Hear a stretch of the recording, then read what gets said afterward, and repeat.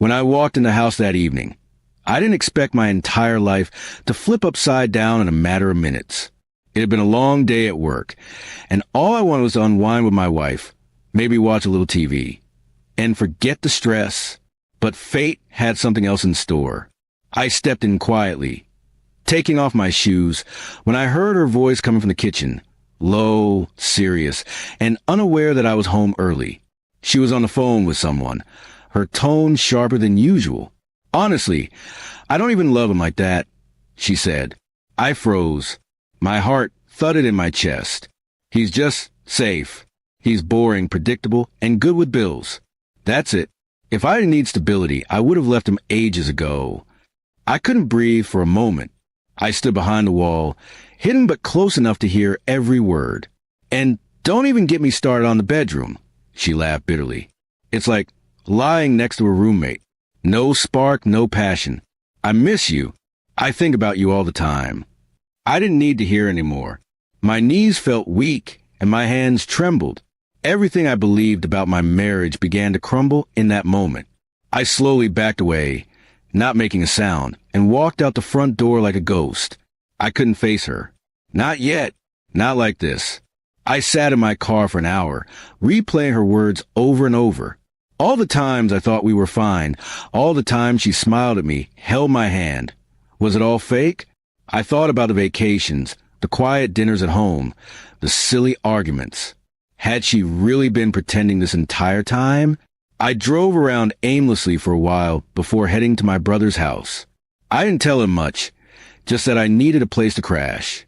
He didn't ask questions, just offered me a beer and a bed. I barely slept that night. Her voice haunted me. I don't even love him like that. The next morning, I made up my mind. I wasn't going back. I didn't owe her a dramatic confrontation. I owed myself peace. I called my boss and told him I needed time off. Then I called a lawyer.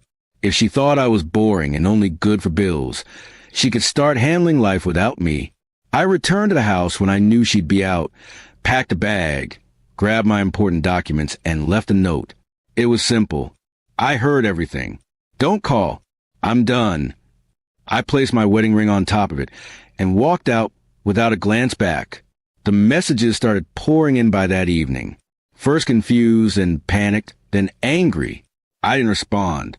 I blocked her number and deleted our shared social media accounts.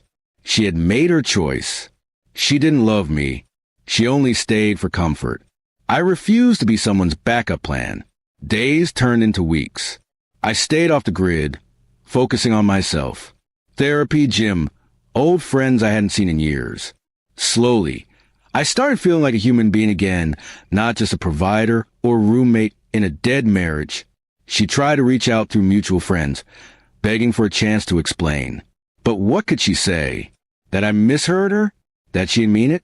I wasn't interested in hearing excuses. The truth had slipped out of her mouth when she thought I wasn't listening. That was her truth. That was all I needed. People say you should fight for love, but love isn't real when it's one-sided. I had given her everything, my time, my loyalty, my heart. And she had given me lies, comforted by my paycheck, while dreaming of someone else. I deserved more than that. I never thought I'd be the kind of man to walk away from a marriage without a fight. But sometimes walking away is the fight. It's choosing yourself when someone else never did. Maybe someday she'll realize what she lost. Maybe not. But one thing is certain, she'll never see me again. That chapter of my life is closed, and I'm finally free to write a new one.